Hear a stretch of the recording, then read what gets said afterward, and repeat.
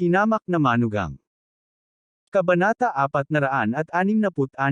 Nakaharap sa kamera ng telepono ang likod ni Jane Lewes. Habang naghahanap siya ng mga damit, sinabi niya, pupunta ako sa Yan Capital para pirmahan ang kontrata sa loob ng ilang araw. Pupuntahan kita pagkatapos. Wife, pupunta ka sa Yan Capital. Masaya si Alex Dixon. Ang tagal na niyang hindi nakita ang kanyang asawa, ngunit inaasahan niyang darating ito para samahan siya. Gayunpaman, malamang sundan na naman siya ni Helena. Parang hinuhulaan ang gustong itanong ni Alex Dixon, sinabi ni Jane Lewes, basta. Ang tindahan ni tatay ay nasa Gudong Street. Maganda ang negosyo ngayon, kaya hindi ako masyadong abala. Nang marinig ang sinabi ni Jane Lewes, nakahinga ng maluwag si Alex Dixon at napuno ng pananabik ang kanyang puso. Kung dumating ang kanyang asawa, ito ay isang mundo ng dalawang tao. Marahil ay makakahanap siya ng pagkakataon upang ayusin ang paggamit ng pagbuo ng mga tao. Nang maisip niya ang bagay na ito, naramdaman ni Alex Dixon ang isang nasusunog na sensasyon sa kanyang katawan. Tinitigan niya ang likod ni Jane Lewes. Bagamat hindi puno ang figure ng kanyang asawa, hubog at hubog din ito. Tiyak na hindi maliit ang lugar na dapat malaki. Ngayon, ibinunyag lamang ni Jane Lewes ang kanyang likod. Maganda ang kanyang curve, at ang kanyang balingkinitang baywang ay hindi man lang puno. Maliit at katanji tangi ang kanyang mabilog at maselang balikat. Nang makita ito, naramdaman ni Alex Dixon ang init sa buong katawan. Halos hindi na niya ito mahawakan. Sa oras na ito, isinuot ni Jane Lewes ang kanyang mga damit gamit ang isang backhand. Naisip ito ni Alex Dixon sa kanyang isipan. Halos lumabas ang ilong niya sa ilong nang makita niya ito sa screen. Gayunpaman, mabilis na sinuot ni Jane Lewes ang kanyang mga damit at nagsuot ng kasuotan na masikip na puting kamiseta. Tumalikod na lang siya pagkatapos suotin iyon ng mahigpit. 10 minuto ang lumipas ng napakabilis. Ibinaba ni Jane Lewes ang video call, ngunit gusto pa rin ni Alex Dixon ang higit pa. Pero nang maisip niyang malapit na ang kanyang asawa sa Yan Capital, natuwa siya. Tuldok, tuldok, tuldok. Binuksan pa lang ni Jane Lewes ang pinto ng kwarto nang biglang pumasok ang isang figure na may tunog na ayaw. Natigilan siya at agad na nagtanong, Nay, nakikinig ka ulit sa tawag ko. Tinakpan ni Helena ang kanyang ulo at napaupo sa sahig sa malungkot na kalagayan. She stood up and said with a coy smile, Ako, may gusto lang akong mahanap. Ma'am, ilang beses mo na bang ginawa ito? Pakiramdam ni Jane Lewes ay walang magawa. Sa tuwing tatawagan niya si Alex Dixon, nakikinig si Helena, natatakot na si Alex Dixon ay lihim na nagtatago ng pera sa Jing City. Tumayo si Helena at hinayla si Jane Lewes para magtanong, Anak, gusto mong pumunta sa Yan Capital? Dahil nakikinig siya, tumangulang si Jane Lewes at sinabing, to talk business.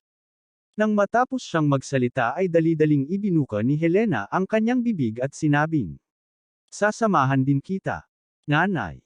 Sumakit ang ulo ni Jane Lewes at sinabing, I am going on a business trip. Bakit ka pupunta ulit sa Yan Capital? Helena said, I am going to see what Alex Dixon is doing there. Sobrang tagal na at hindi pa siya bumabalik. Baka naibigay na niya ang villa ko sa ibang tao. Malungkot na itinulak siya ni Jane Lewes palayo. Nay, hindi mo ba hiniling kay Tio Shu Fugi na manatili sa villa at tulungan kang bantayan ito? At saka, idinagdag ang iyong pangalan sa villa. Walang sinuman ang maaaring kumuha nito. Wala na bang ibang paraan? Hinabol siya ni Helena at sinabing may nakakatakot na ngiti, naisip ko na ang villa na yon. Ibibigay ko ito kay Fugi na tirahan. Walang matutuluyan si Fugi sa Yan Capital. Ma'am, kahit pumayag si Alex Dixon, hindi ako papayag. Pagkasabi nun ni Jane Lewes, diretso siyang lumabas. Hayaan ang kanyang asawa na suportahan ang pamilya ng kanyang tiyuhin. Paano nagkaroon ng ganoong loika? Kahit na ito ay ang kanyang biological na ina, ito ay hindi gag-ana. Malinaw na kinaya ito ni Jane Lewes, ngunit napuno ng galit ang tiyan ni Helena. Paglabas niya, sa sobrang galit niya ay napaupo siya sa sofa. Totoo na kapag ang isang batang babae ay mas matanda, hindi siya maaaring manatili. Hindi niya inaalagaan ang kanyang tiyuhin. Ito ay dapat na ang basurang ito, si Alex Dixon, ay uminom ng gamot sa aking anak na babae sa telepono. Nagkunwari lang si Albert Lewis na hindi niya naririnig. Anyway, anong klaseng tao ang asawa niya? Parang hindi niya alam. Pinaburan pa rin niya si Alex Dixon. Sa sandaling ito, tumunog ang telepono ni Helena. Tiningnan niya ang tawag at agad na palihim na kinuha ang telepono at pumasok sa kwarto. Hindi napigilan ni Albert Lewis na magtanong, sino ang tumawag? Oh, kaibigan. Pagkatapos magsalita ni Helena, pumasok siya sa kwarto at isinara ang pinto. Tinanggap niya ang telepono na may nakakunot na ekspresyon. Hello, Miss Dixon Wrong. Bakit mo ako tinawag? Gusto mo bang mag-transfer ng pera sa akin?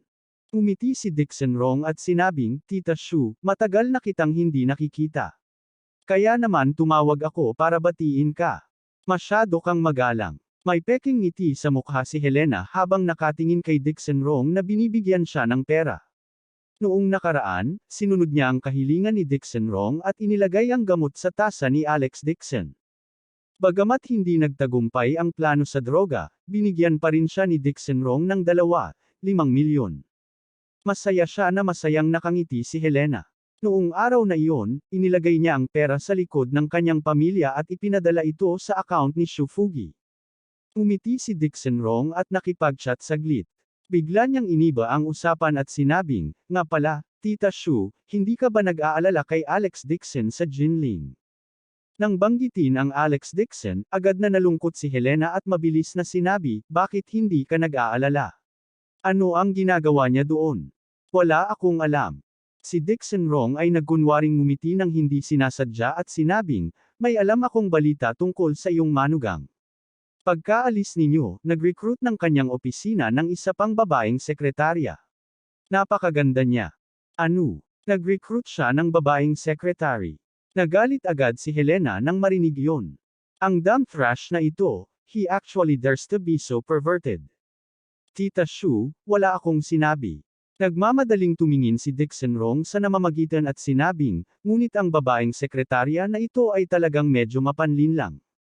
Nakita ng ilang tao na napakalapit niya kay Alex Dixon habang nakaakbay sa kanya, sa likod ko, ipinaalam lang sa'yo dahil natatakot ako na masira niya ang kasal ni Alex at ng anak mo.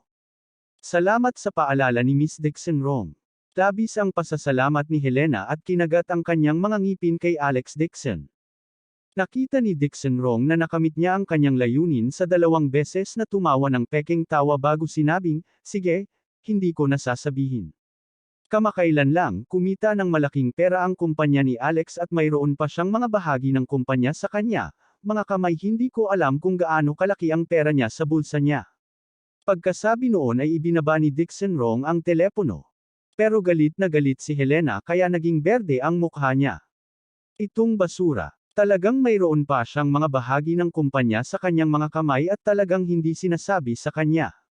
Dapat ay kinuha niya ang pera para itaas ang walang hiyang babaeng sekretarya. Galit na hinawakan ni Helena ang kanyang telepono at sumigaw na pumasok siya sa sala. Gusto kong pumunta sa Yan Capital. Ang pera ni Alex Dixon ay pag-aari ng Lewis family. Hindi niya pwedeng hayaan ang ibang babae na kumuha ng kahit 1 sentimo.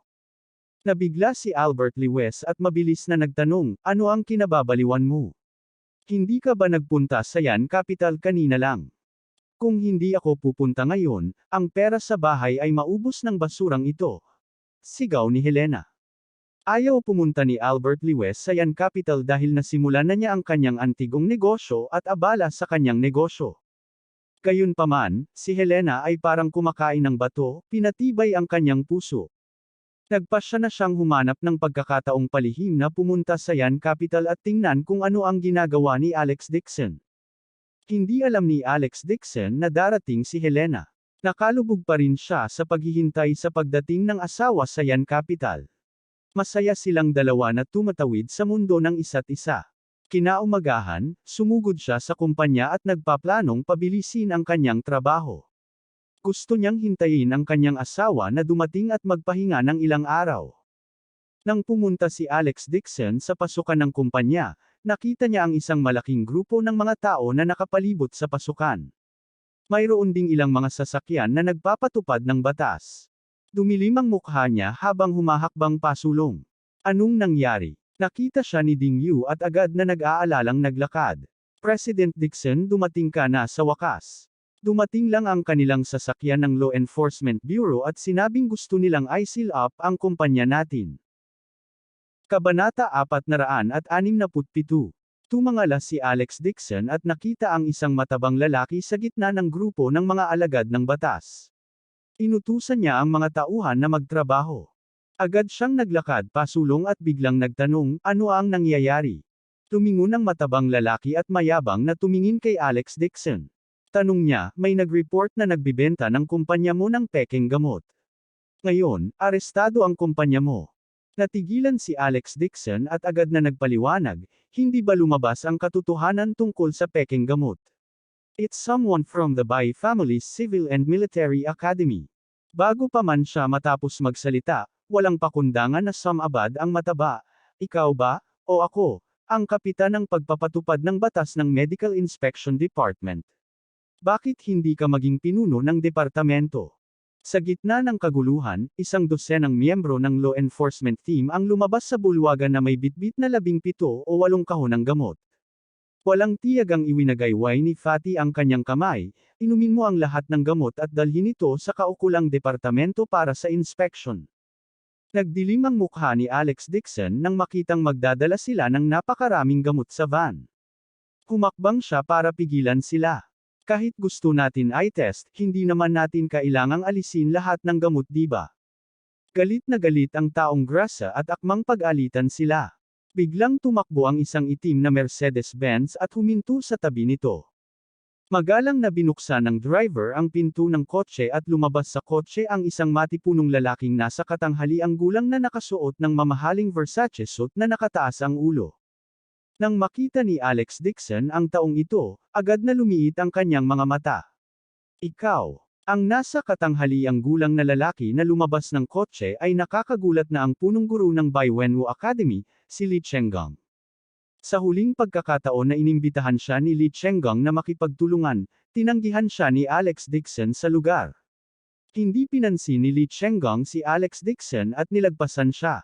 Lumapit siya sa taong grasa na may ngiti sa labi at inabot ang kamay para makipagkamay. Tumawa din ang mataba. Habang nakipagkamay siya, tinapik niya ang balikat ni Li Chenggang at sinabing, Chenggang, bakit personal kang pumunta dito? Huwag kang mag-alala. Siguradong maganda ang gagawin sa iyo ng pinsan tungkol sa bagay na ito. Nakasimangot si Alex Dixon. Hindi niya inaasahan na ang kapitan ng pagpapatupad ng batas ng Medical Inspection Department ay talagang pinsan ni Li Chenggang. Mukhang ang grupong ito ng mga taong darating para isara ang kumpanya ngayon ay malamang na ginawa ni Li Chenggang sa likod ng mga eksena. Kinamayan ni Li Chenggang si Fatty habang nakangiti at sinabing, syempre may tiwala ako kay pinsan, pero may iba pa akong dapat asikasuhin.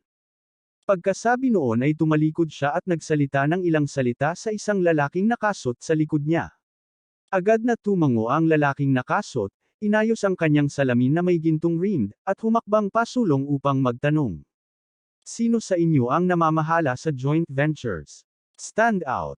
Ngayong hindi pa dumarating si Jiang Shuili, lumakad si Alex Dixon ng may taimtim na mukha at sinabing, ako ito. Ano ang problema? Bumantong hininga ang lalaking may golden rim na salamin at sinabi sa tono ng pag-lecture, isa akong abogado mula sa Heaven and Earth Company. Idinidemanda ko ngayon ang kumpanya mo dahil sa pagnanakaw ng race data ng kumpanya ko. Tiham ito ng abogado. Habang nagsasalita ay may iniabot siyang papel. Malamig na sinulyapan ni Alex Dixon ang sulat ng abogado at diretsyong sinabi, ninakaw daw namin ang race data ng kumpanya mo. Nasaan ang ebidensya? Mabangis na umungol ang taong grasa. Kapag nasubak ang gamot ng kumpanya mo, ito ang ebidensya. Pagkatapos sabihin iyon, marahas niyang sinaway, dalhin mo ang gamot sa kotse. Isasara ang kumpanya. Kung walang abiso mula sa Medical Inspection Department, hindi ito magbubukas para sa negosyo. Tinapakan ni Alex Dixon ang kahon ng gamot at malamig na nagtanong, ikaw ang kapitan ng pagpapatupad ng batas ng Medical Inspection Department. Ano ang iyong pangalan? Hehe, ano, outsider ka lang, anong gusto mong gawin sa akin? Tiningnan siya ni Fatty ng masama. Makinig ka, ako si Captain Lee ng Medical Inspection Department. Kapag napag-alaman na may problema itong batch ng gamot, kailangan mong pasanin ang mga kahihinatnan.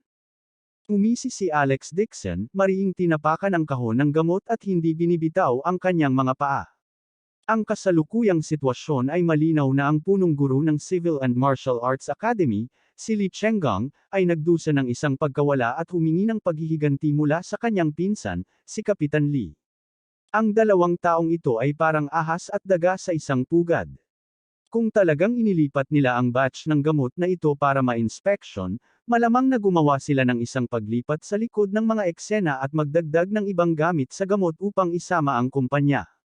Nang makitang hindi bibitaw si Alex Dixon, sinabi ni Li Chenggong na may peking ngiti, Alex Dixon, nangangahas ka pa ring makialam sa pagpapatupad ng batas. Ang yan capital ay hindi iyong kanayunan. Umisi si Alex Dixon, I don't want to be a busybody. Dahil kung aalisin mo ang batch ng gamot na ito ngayon, kailangan mo pa ring masunuri na ibalik ito sa akin sa huli.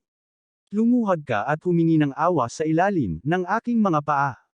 Sa oras na ito, ang isa pang Porsche ay bumili. Nagmamadaling bumaba ng sasakyan si Jiang Shuili at nginitian habang naglalakad, anong nangyari? Mabilis na pumunta ang katulong at ipinaliwanag ang sitwasyon.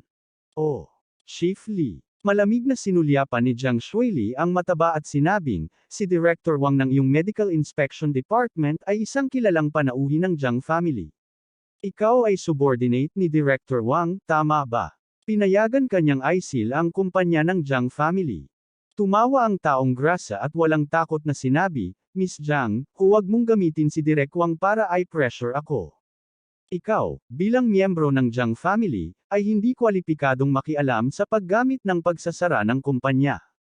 Galit na galit si Jiang Shuili na halos hindi niya ito mapigilan. Agad niyang kinuha ang kanyang telepono. Nagdilim ang kanyang magandang mukha at sinabi niya, tatawagan ko si Direk Wang. Pagkatapos niyang sabihin iyon ay tumawag siya.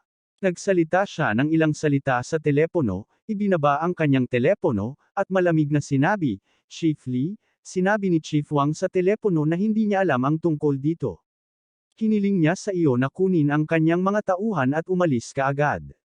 Ang mga pangkat na nagpapatupad ng batas sa paligid ay tumigil ang lahat ng kanilang mga miyembrong ginagawa at mukhang nag-aalang. Si Liao ay ang kapitan lamang, ngunit si Chief Wang ay may higit na tungkulin. Kung si Chief Wang mismo ang nagsabi nito, hindi sila mangangahas na lumipat. Naiinis na sulyap ni Jiang Shuili kay Director Lee, tumalikod, at sinabi sa staff, ibalik ang mga gamit. Sinabi ni Direk Wang na hindi isasara ang kumpanya. Nakahinga rin ng maluwag si Alex Dixon. Sa kabutihang palad, ang Jiang family ay may mataas na reputasyon sa Yan Capital. Ang isang tawag sa telepono ay maaaring malutas ang maraming problema. Akmang ililipat na ng mga empleyado ang mga kahon ng gamot, isang boses ang biglang tumunog. Maghintay. Si Li Chenggong ay may panunuya sa kanyang mukha habang naglalakad siya pasulong dala ang kanyang telepono at nanunuya. Halika, makinig ka sa tawag ni Vice Director Liu. Pagkasabi nun ay binuksan niya ang phone niya sa speaker mode. Nanggaling talaga sa telepono ang malamig na boses ni Vice Director Liu. ISIL agad ang kumpanya. Ang mga kaukulang tauhan ay hindi dapat makialam sa pagpapatupad. Kung hindi, lahat sila ay kukunin. Natigilan si Jiang Shuili. Hindi niya inaasahan na ito pala talaga ang Vice Director ng Drug Administration na si Liu. Natigilan ang lahat ng naroon. Totoong kayang durugan ng isang matataas na opisyal ang isang tao hanggang mamatay. Nahanap na ng pamilya Jiang si Chief Wang. Hindi nila akalain na tatawagan talaga ni Li Chenggong si Vice Director Liu at dudurugin ng tuluyan ang Jiang family. Si Chief Lee ay may malamig na ngiti sa kanyang mukha. Nagyabang siya sa harap ni Alex Dixon at sarkastikong sinabi, paano na? Naiintindihan mo ba? Hindi ko ba kailangang sabihin sa pangalawang pagkakataon ang mga utos ni Vice Director Liu, di ba? Tumingon siya at sadyang pinahaba ang tono. Jiang family, isa sa 4 na malalaking pamilya sa Yan Capital, sa tingin mo ba talaga natatakot ako sa iyo? Hayaan mong sabihin ko sa iyo ang totoo, batang Miss Jiang, hindi lang ako magtataka sa lugar na ito ngayon, aalisin din, itong si Dixon. Pagkatapos niyang magsalita, pinagalitan niya, ano pa ang hinihintay mo? Mabilis na ilipat ang kahon ng gamot sa kotse at pinusasan ang lalaking ito na si Dixon para dalhin siya. Hindi inaasahan ni Jiang Shuili na kabilang partido, isang maliit na kapitan, ay magiging mayabang na hindi man lang niya inilagay ang Jiang family sa kanyang mga mata. Sa sobrang galit niya ay namula ang mukha niya habang sumisigaw, bakit natin kukunin si Alex Dixon? Umuso ang taong grasa, based on the fact na nakialam siya sa opisyal na negosyo ngayon lang. Ito ang utos ni Vice Director Liu.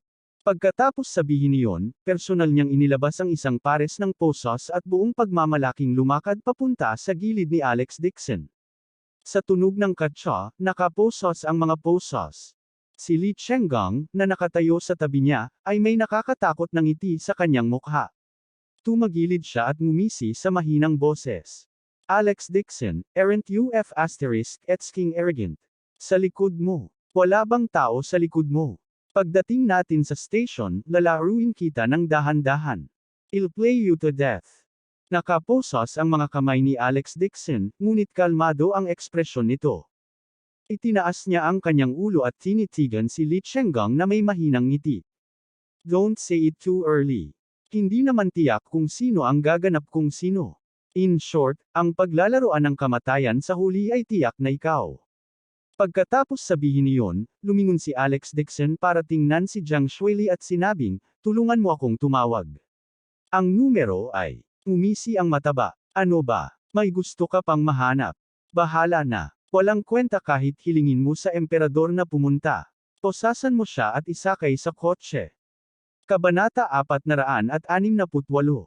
Sumakay si Alex Dixon sa van at nakita si Jiang Shuili na tumatawag sa labas, gumaan ang pakiramdam niya. Ang pangalan ng taong grasa ay si Li Wei, at siya ang kapitan ng pangkat ng tagapagpatupad ng batas. Kanina lang, noong nasa entrance siya ng kumpanya, may dignidad pa rin ang itsura niya. Gayunpaman, nang makapasok siya sa van, ipinakita niya ang kanyang kabangisan. Umupo siya sa passenger seat, tumalikod, at mabangis na sinabi kay Alex Dixon, let me tell you, country bumpkins, yan capital is not a place where you can do things with money, there must be someone above you.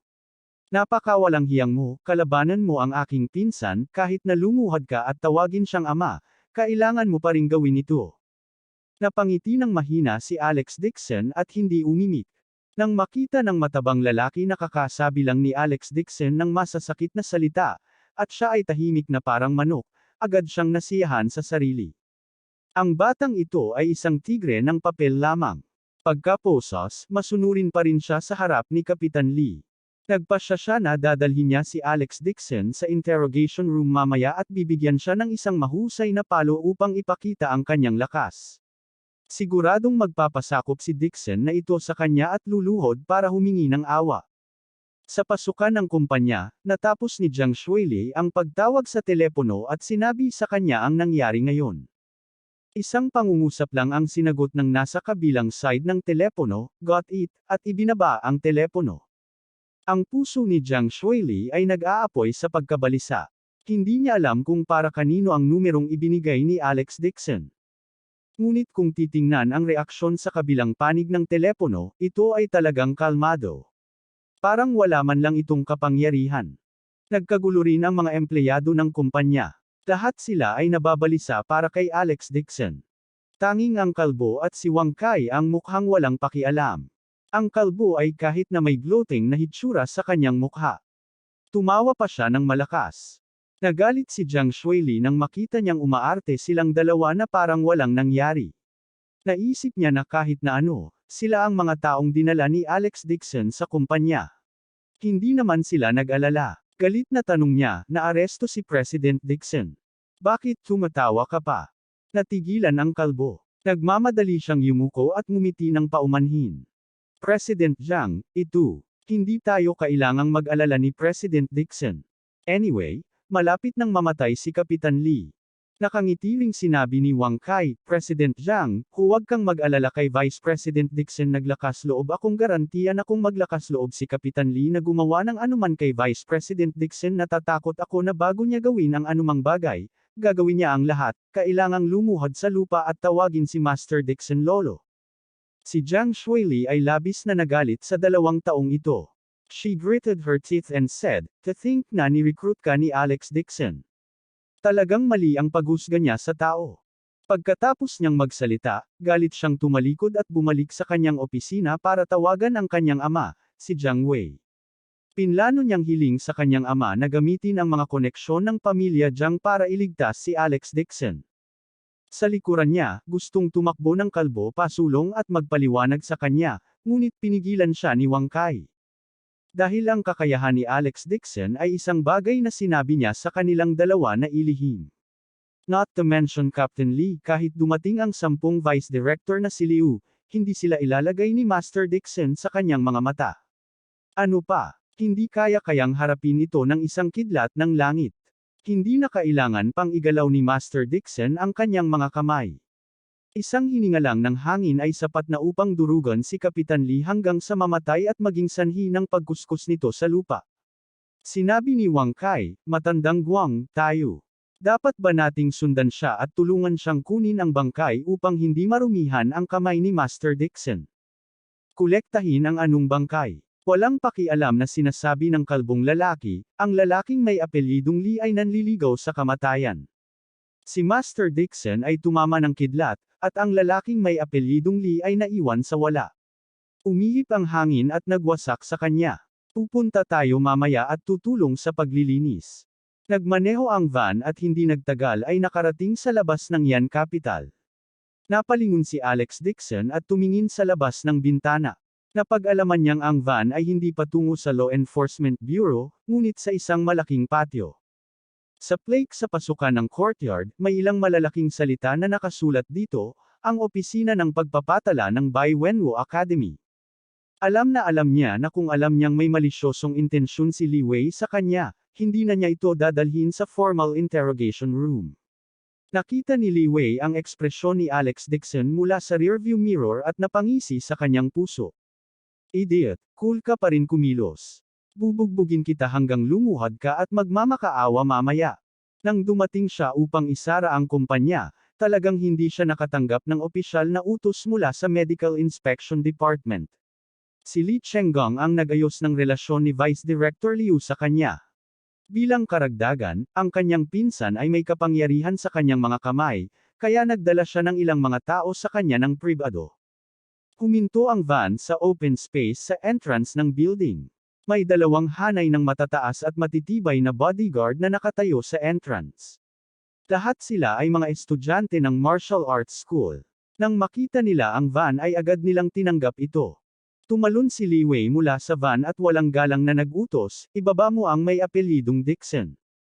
Binuksan ng dalawang estudyante ang pinto ng kotse at halos gusto nilang hilahin si Alex Dixon pababa. Nang malapit na nilang hawakan si Alex Dixon, isang bakas ng potensyal na enerhiya ang biglang lumabas sa katawan ni Alex Dixon at itinulak sila palayo. Pakiramdam ng dalawang estudyante ay namamanhid ang kanilang mga kamay. Napatalbog sila bago pa man nila mahawakan ang katawan ni Alex Dixon. Nakaramdam sila ng kirot sa kanilang mga kamay at nag-iba ang kanilang mga ekspresyon habang nagtataka silang tumingin kay Alex Dixon. "Ikaw, where are you interrogating me? I will walk over myself," putol ni Alex Dixon sa kanya. Nagkatinginan ang dalawang estudyante at hindi na naglakas loob na salakayin muli si Alex Dixon. Magalang silang nagsalita. Sa ikatlong palapag, tumango si Alex Dixon at humakbang papasok sa office building. Pagkatapos niyang maglakad sa koridor, may ilang estudyante na nang-ahas na sundan siya sa takot. Laking gulat nila. Bagamat nakaposa si Alex Dixon, walang sino man sa mga estudyante ang nang-ahas na bastyusin siya. Sila rin ay mga martial artist, at sila ay may magaspang na pangunawa sa paglilinang sa martial arts school. Ngayon lang, nang ilabas ni Alex Dixon ang kanyang chi, alam na isa siyang makapangyarihang tao na hindi nila pinanghahawakang pukawin. Sa mga tuntunin ng cultivation base, hindi man lang sila qualified na maging stepping stones ni Alex Dixon. Magalang ang iilang estudyante. Matapos dalhin si Alex Dixon sa interrogation room, mabilis silang umalis. Pumasok si Alex Dixon sa interrogation room at tumingin sa paligid. Ang bintana ng silid ay ipinako hanggang sa mamatay sa pamamagitan ng isang bakal, at kaunting sinag ng araw lamang ang nakikita. May isang upuan sa interogasyon sa gitna ng silid, at lahat ng uri ng mga instrumento sa pagpapahirap ay nakasabit sa dingding. May ilang lumang mantsa ng dugo. Bagamat tinawag itong silid ng interogasyon, ito ay higit na parang lugar para sa pagpapahirap at pagtatanong. Mayroong dalawang martial masters na nakatayo sa silid. Ang isa sa kanila ay sumigaw kay Alex Dixon, maging masunurin at umupo upang maiwasan ang pagdurusa. Malamig ang ekspresyon ni Alex Dixon habang naglalakad sa interrogation chair at umupo. Sa sandaling iyon, bumukas ang pinto at isang wheelchair ang langit-ngit habang ito ay tumulak papasok. Ang taong nakaupo sa wheelchair ay natatakpan ng plaster bandage. Si Wang Chai, ang nabali ang kanyang mga buto sa huling pagkakataon. Nang makita ni Wang Chai si Alex Dixon, ang kanyang mga mata ay napuno ng puot. He gritted his teeth and said, "Alex Dixon. Hindi mo akalain na mahuhulog ka sa kamay ko, di ba?" Tumaas ang kilay ni Alex Dixon at ngumiti na parang walang nangyari. "Bakit ang aga mo umalis sa ospital? Gusto mo bang bugbugin kita hanggang sa mabali ang lahat ng buto mo at hindi mo na maalagaan ang sarili mo sa ospital?" Ang kanyang ekspresyon ay katulad ng dati, na ikinagalit ni Wang Chai. Ang lahat ng puot sa kanyang puso ay sumambulat, at siya ay umungal na may pulang mata. Seek your mother. Alex Dixon, nahulog ako sa bitag mo noong nakaraan, iyon ay dahil may kakayahan ka. Ngayon, isa kang tigre na nabunot ang mga ngipin, at nakaposas ang mga kuko. Tingnan natin kung paano ka mababaliw na sila. Gusto ko silang isa-isa. Gusto kong durugan lahat ng buto sa katawan mo. Gusto kong maranasan mo ang mas masahol pa sa kamatayan. Ungol si Wang Chai. Napakalaki ng kanyang puot. Mahigit 10 taon na siyang nagtatanim ng mapait. Hindi naging madali para sa kanya na maabot ang kanyang kasalukuyang antas ng cultivation. Siya ay nasa maagang yugto ng chi refining, at ang kanyang pinakamataas ay walang hangganan. Hindi niya inaasahan na makakatagpo siya ng isang Alex Dixon na sisira sa kanyang cultivation base, at gagawin pa siyang lumpo. Inutusan ni Wang Chai ang isang martial master na kunin ang isang tiger pincer na may dugo at sumigaw. "Go! Basagin mo isa-isa ang 10 daliri niya." Pagkatapos niyang magsalita ay malamig siyang ngumisi. "Alex Dixon, nahulog ka na sa mga kamay ko ngayon. Hintayin mo na lang si kamatayan. Maghintay para sa kamatayan." Umiti si Alex Dixon at nagpumiglas sa kanyang mga kamay. Ang bakal na posos sa kanyang mga palso ay biglang nabasag na parang harina. Tinapik niya ang alikabok sa katawan at dahan-daang tumayo. Tumingin siya kay Wang Chai na may ngiti na hindi ngiti. "Oh, sinong sinasabi mong naghihintay ng kamatayan?" Kabanata 469. Ikaw. Natigilan si Wang Chai. Napatitig siya sa mga posos sa lupa, namumungay ang mga mata. Paano ito posible? Mga bakal na posos iyon. Kahit na ito ay isang elepante, hindi ito makakawala. Ngunit walang nagawa si Alex Dixon. Ang posos talaga, nasira. Pagbasag ng mga posos gamit ang sarili niyang kakayahan na enerhiya, ito ay nasa kalagitnaan ng yugto ng foundation establishment. Baka naman itong batang ito. Biglang nanginginig si Wang Chai habang nakatitig kay Alex Dixon sa takot. Wala siyang lakas ng loob na isipin ito. Natigilan din ang ibang martial masters sa interrogation room. Nakatitig sila sa mga posos sa lupa, hindi makapagbitaw ng kahit isang salita. Dalubhasa ang kabilang partido. Gayunpaman, ganap nilang hindi masabi na si Alex Dixon ay galit. Ang lakas ng kanilang kalaban ay hindi nila nakikita. Umiti si Alex Dixon at hakbang-hakbang na naglakad papunta kay Wang Chai. "Hindi maganda ang tenga ko. Say it again. Sino ang gusto mong gumawa ng buhay na mas masahol pa sa kamatayan?" Kalmado ang kanyang tono, at may ngiti sa kanyang mukha. Gayunpaman, tila nakita ni Wang Chai ang hari ng impyerno, at sa sobrang takot niya ay nanginginig ang kanyang buong katawan, at halos naiihi niya ang kanyang sarili. "Alex Dixon. Huwag kang lalapit. Kuya Dixon, hindi, Mr. Dixon. Mali ako. Mali talaga ako." Ang takot na durugan ni Alex Dixon ang lahat ng buto sa kanyang katawan sa huling pagkakataon ay ganap na naparalisa si Wang Chai. Naisip niya na dahil nakaposo si Alex Dixon, gagawin niya ang lahat ng gusto niya. Pero hindi niya akalain na hindi niya talaga siya mapipisa.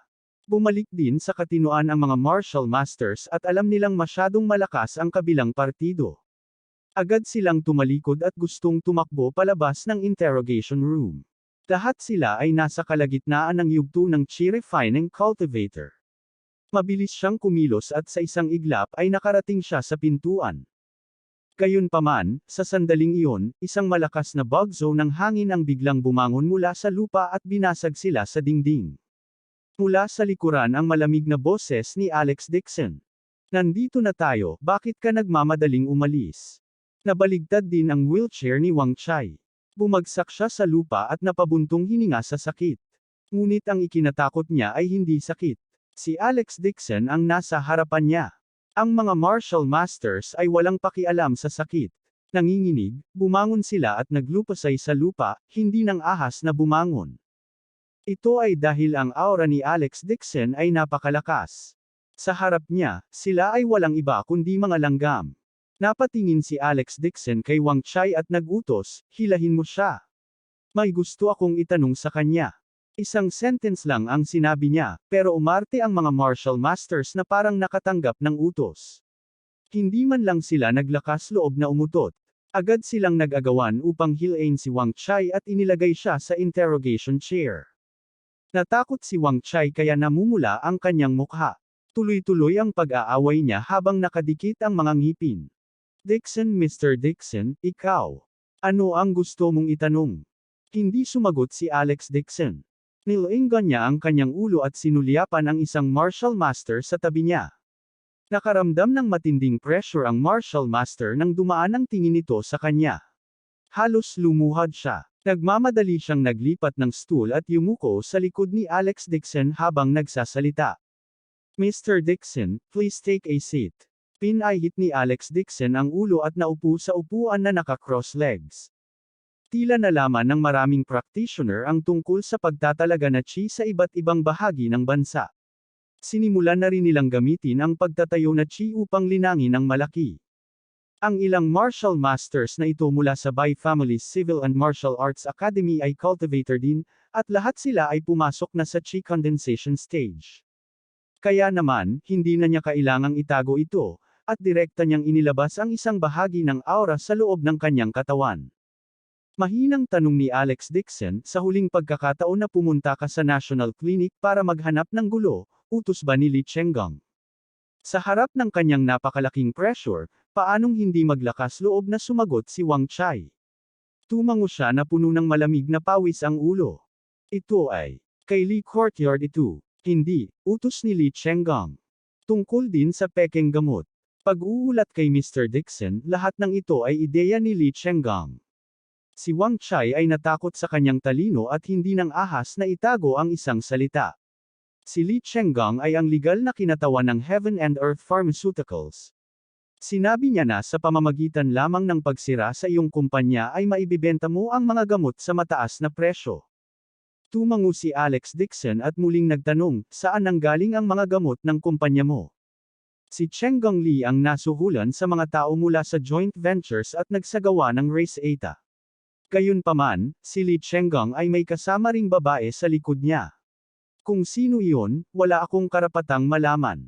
Saglit na nag-isip si Alex Dixon at napangisi sa kanyang puso. Oo nga naman, ninakaw ng kanyang tiyahin na si Zhang Faang ang kanyang Race Eta at ipinagbili ito kay Li Chenggang. Nang makitang tahimik si Alex Dixon, lalo pang kinabahan si Wang Chai. Ilang martial masters ang nakahilera sa dingding, hindi man lang nangangahas na huminga ng malakas.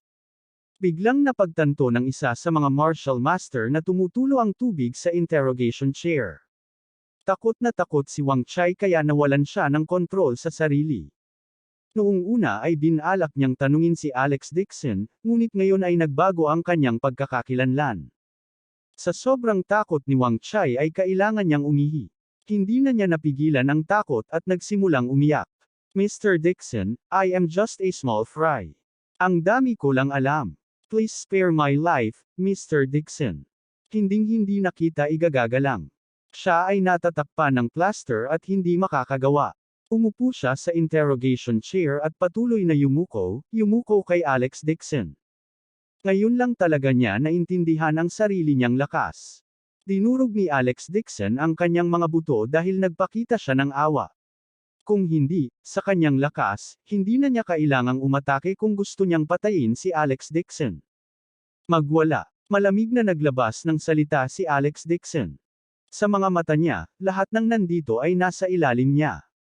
Hindi siya interesado. Gusto niyang pumatay ng langgam tulad ni Wang Chai. Sa sandaling ito, bumukas ang bakal na pinto ng interrogation room ng may langit-ngit. Pumasok si Kapitan Lee kasama ang ilang tao at naiinip na habang naglalakad. Wang Chai, dahan-dahan lang. Huwag mong patayin si Alex Dixon. Nasa bibig pa rin niya ang salitang wala. Natigilan si Kapitan Lee at hindi makapaniwalang nakatingin sa eksenang nasa harapan niya. Ano ang nangyayari? Si Alex Dixon ay nagmamayabang sa gitna at nagtatanong kay Wang Chai. Ang ilang mga martial masters na espesyal na pinili niya ay pawang makapangyarihan. Nagtago sila sa mga sulok ng dingding na parang mga daga at nakasquat sa isang hilera habang ang kanilang mga kamay ay nasa likod ng kanilang mga ulo. Hindi napansin ni Kapitan Lee ang mga posos sa lupa. Sa sobrang galit niya ay muntik na siyang mamatay.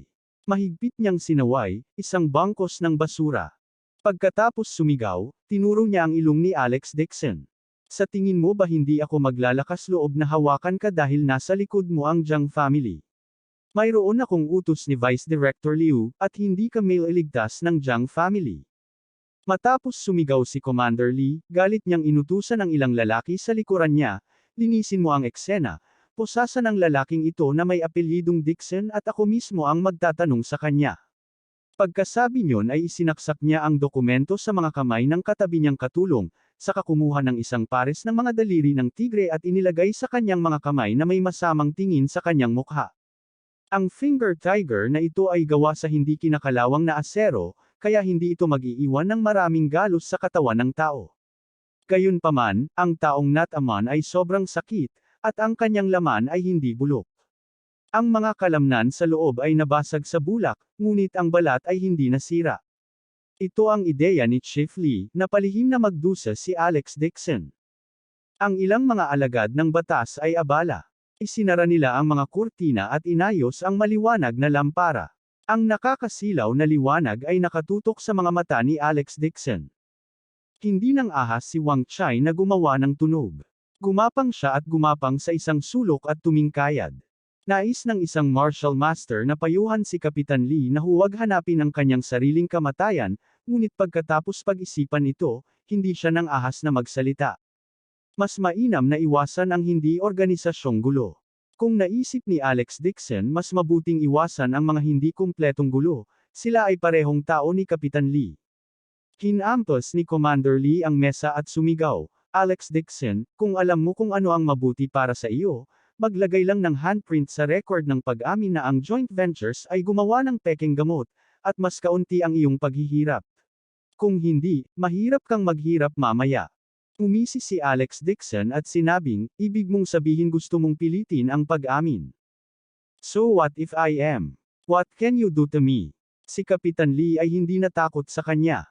Ipinatong niya ang kanyang mga kamay sa mesa at walang takot na tumawa. I have the power. Crush you to death. Very good. Umiti si Alex Dixon at pumalakpak ang kanyang mga kamay. Hindi naging madali para sa kanila ang pagpunta rito. Ngayon ay nakagawa na sila ng pangalan para sa kanilang sarili. Naalis na nila ang kasamaan para sa mga tao. Kabanata 470. Sino sila? Natigilan si Chief Lee. Bigla niyang nakita na hindi nakaposos si Alex Dixon. Umikot siya at sumigaw ng galit, anong ginagawa mo? Hindi pa namin nahahanap ang posos. Sa sandaling ito, sinabi ng isang enforcer na may nanginginig na boses, nahanap. Naiinip na sinabi ni Chief Lee, posasan mo siya. Nabali ang posos. Nasira. Ano? Natigilan si Kapitan Lee. Gulat na tinitigan niya ang basag na posos sa sahig. Hindi siya makapagsalita ng matagal. Sa pagtingin sa mga posos sa lupa, biglang naging alerto si Li Wei. Ngunit pagkatapos ng pag-iisip tungkol dito, muli siyang naging hinamak. Isa lang siyang wufu, at sa yan capital lang niya magagawa ang anumang gusto niya. Gayunpaman, hindi tanga si Li Wei. Nakita niya ang putol na posos sa lupa at ang iilang martial masters na nakasquat sa sulok, nanginginig. Hindi siya naglakas loob na pahirapan si Alex Dixon. Kung tutuusin, ito ang recruitment office ng martial arts school. Ang mga martial masters na iyon ay pawang mga eksperto sa kolehiyo ng sibil at martial arts. Wala pang isang minuto, nasupil na sila ni Alex Dixon. Ang kanyang ulo ay hindi kasing tigas ng bakal na posos. Kaya, pinigilan ni Li Wei ang kanyang galit at tinanggal ang kanyang daliri ng tigre. Sa isang madilim na ekspresyon, inutusan niya ang kanyang mga nasasakupan, tawagan ang ilang mas makapangyarihang martial masters. At kunin ang baril ko sa opisina. Hanggat may baril siya, kahit anong klaseng eksperto siya, hindi niya ito ilalagay sa kanyang mga mata. Pagkatapos magbigay ng instructions ni Li Wei, humila siya ng upuan at umupo ulit. Madilim niyang sinabi, nakakamangha ka. May kakayahan ka pang makabasa ng mga posos. Pero hindi mahalaga. Maghintay pa tayo ng kaunti. Marami akong oras at lakas ng loob para makipaglaro sa iyo. Let's wait. Tumaas ang kilay ni Alex Dixon na parang walang nangyari. Nagkataon, naghihintay din ako. Sino ang hinihintay mo? Napangiti si Li Wei nang nakakainis. Hintayin mo ang Jiang family na dumating at iligtas ka. Tumigil ka sa pangangarap. Hindi magagawa ng Jiang family na galawin ang relasyon ni Vice Director Liu ng pera lang. Umiti si Alex Dixon at sinabing, ayos lang. Nagkataon lang na hindi makipag-ugnayan kay Vice Director Liu na ugnayan sa mga taong hinihintay ko. Kumunot ang noo ni Li Wei. Ang batang ito ay puno ng kumpiyansa mula pa noong simula ng laban. Sino ang hinihintay niya? Baka si Direktor Jia ng Drug Administration. Imposible. Kung makikipag-ugnayan siya kay Direktor Jia, hihilingin ba niya itong dalhin ang mga tao para isara ang kumpanya? Sa pag-iisip nito, muling nag-relax si Li Wei at malamig na tumikim. Ang batang ito ay naglalagay lamang ng isang aksyon upang tumigil sa oras. Tuldok, tuldok, tuldok. Sa isang marangyang pribadong silid. Si Li Chenggang ay nakaupo sa bilog na mesa, umiinom kasama si Dixon Rong na may ngiti sa kanyang mukha. Aniya, Miss Dixon Rong, kahit makapangyarihan itong si Dixon, sa teritoryo ng martial arts school, ang dami kasing eksperto sa ulap. Kahit dragon siya, magiging uod. Si Dixon Rong ay nagsuot ng low-cut na evening gown at hindi maihahambing na mapang-akit. Umiti siya at sinabing, kung maaari kong hiramin ang mga kamay ni Lee para tanggalin si Alex Dixon, handa akong ibigay sa iyo ang 30% ng shares ng Heaven and Earth Pharmaceutical Company. Huwag kang mag-alala. Natuwa si Li Chenggang at may kumpiyansa na sinabi, pagkatapos niyang mabuo ang kanyang mga selyo sa kamay, lampoin ko ang batang ito at hahayaan siyang mamuhay ng mas masahol pa sa kamatayan. Sa sandaling ito, isang martial master ang kumatok sa pinto at bumulong sa tainga ni Li Chenggang. Sa courtyard, tumawag ang iyong pinsan na si Li Wei at sinabing magpapadala siya ng ilang makapangyarihang eksperto. Mukhang ginulo ni Wang Chai ang bagay na iyon. Ano? Si Wang Chai, ang basurang ito, ay hindi man lang makayanan ang gayong maliit na bagay. Hindi masaya si Li Chenggang. Nangako lang siya kay Dixon Rong na tutulungan niya ito. Ngayong nasample na siya sa mukha, agad niyang ibinaba ang mukha at sinabing, tawagan si Qin Wu at iba pa. Ang mga taong ito ang pinakamakapangyarihang martial masters ng martial arts school. Madali nilang makitungo kay Alex Dixon. Natigilan ang martial master, at bakas sa mukha niya ang takot. Sabihin kay Master Qin na lumapit. Natatakot ako. Natatakot ako na kapag kumilos si Master Qin, papatayin niya sila. Sabihin kay Qin Wu na pigilan ang sarili. Huwag mo siyang patayin, naiinip na sabi ni Li Chenggang. Ang mga martial masters na nakatayo sa pintuan ng kwarto ay pawis na pawis nang marinig nila ito. Talagang hiniling niya kay Qin Wu na tumulong. Walang ideya si Alex Dixon kung paano niya nasaktan si Li Chenggang. Ito ay malas. Si Qin Wu ay binansagan na Vajra 5. Ang kanyang hard body skills ay hindi masasaktan. Maaari siyang ituring na punong elder ng martial arts school. Ang kanyang cultivation base ay umabot sa unang yugto ng foundation establishment. Noong nakaraan, ipinakita ni Qin Wu ang kanyang hard body skills sa harap ng mga estudyante. Nakatayo siya sa kabayo gamit ang kanyang hubad na pang-itaas na katawan. May nagmamaneho ng malaking truck papunta sa kanya. Dumagundong ang malaking truck na may dalang 10 tonelada habang bumagsak ito papunta sa Chinwo.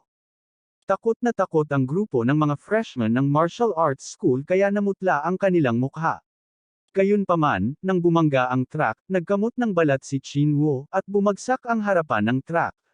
Muntik na itong masira. Pagkatapos ng insidenteng iyon, nagkaroon si Chinwo ng isa pang palayaw, Vajra 5. Nangangahulugan ito na mas mahirap pa siya kaysa kay Arhat King Kong. Tuldok, tuldok, tuldok. Nakatitig si Li Wei kay Alex Dixon, sinusubukang malaman kung paano siya hahaharap. Bumukas ang pinto ng interrogation room. Biglang sumimangot si Alex Dixon at tumangala na may malungkot na mukha. Nakaramdam siya ng napakalakas na aura. Pumasok ang isang malaking lalaking nakaitim na vest kasama ang ilang martial masters. Ang malaking tao na ito ay doble ang laki ng isang ordinaryong tao. Kung hindi dahil sa kanyang dilaw na balat, mas malaki pa ang ulong ito kaysa sa isang itim na boksingero. Halos matakpan nito ang buong frame ng pinto, at kailangan niyang ibaba ang ulo bago siya makapasok. Kaya si Master Chin, agad na ipinakita ni Li Wei ang isang masayang ekspresyon at matalim na sulyap kay Alex Dixon. Hindi niya akalain na ipapadala talaga ng kanyang pinsan ang mga eksperto mula sa bahay. Mahihirapan itong si Dixon na mabuhay kahit hindi siya mamatay.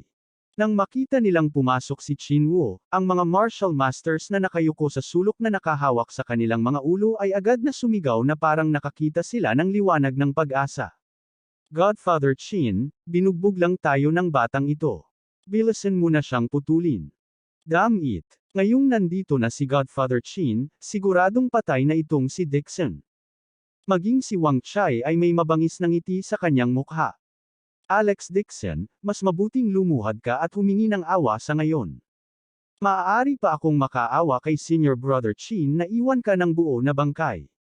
Naging magalang din si Li Wei at sinabing, Master Chin, nabali na po ang batang ito sa lahat ng poses. Mahihirapan po ako para mapalayan siya. Itatanong ko po ulit siya, kung hindi, natatakot akong hindi niya ito tanggapin. Napatingin si Chinwo kay Alex Dixon at Ninishan. Nabali mo ang poses. Sa tingin mo magaling ka. Pagkatapos niyang magsalita, yumuko siya at kinuha ang ilang bakal na poses. Hinawakan niya ang kanyang mga kamao gamit ang dalawang kamay at kinuyam ito ng mariin. Sa isang iglap, ang ilang mga pose ay minasa sa isang bowl ang bakal na parang kwarta. Kinawayan ni Chinwo ang kanyang kamay at ibinato ang bakal na bola sa harap ni Alex Dixon na may dong. Isang mapanuksong ekspresyon ang lumitaw sa kanyang mukha. Nakakamangha si Master Chin. Natuwa si Li Wei at patuloy na pinupuri siya. Nakilala ka ng batang ito. Parang itlog na tumatama sa bato. Tuwang-tuwa si Wang Chai kaya nagliwanag ang kanyang mga mata. Gulong-gulong siya sa sahig. Sumigaw siya, Master Chin, paki-chop si Alex Dixon bilang meat paste at hayaan tayong magkapatid na ilabas ang ating galit. Binigyan ni Chinwo si Alex Dixon ng isang malungkot na sulyap at sinabi, paano ito, ang mga buto ni Wang Chai ay nabalian mo, kaya dudurugin ko ang lahat ng iyong mga buto. Upang hindi hadlangan si Kapitan Lee na magtanong, sabihin, mulang sa akin ang iyong mga buto huling salita ngayon. Isang grupo ng mga tao ang walang katulad na nasa sabik. Nagsisiksikan silang lahat sa Chinwo, naghihintay na mamatay si Alex Dixon sa trahedya. Nakaupo pa rin doon si Alex Dixon, hindi kumikibo. Tumangala siya at ngumiti na parang walang nangyari. Sabi niya, maaga pa para iwan ko ang mga huling salita ko, pero ikaw. Tumingin si Alex Dixon sa orasan sa dingding at mahinang ngumiti. Dahan-dahan siyang tumayo. Malapit na ang mga tao ko, kaya wala akong oras na makipag-usap sa iyo. Kunin mo na lang ang sinabi mo bilang iyong huling salita.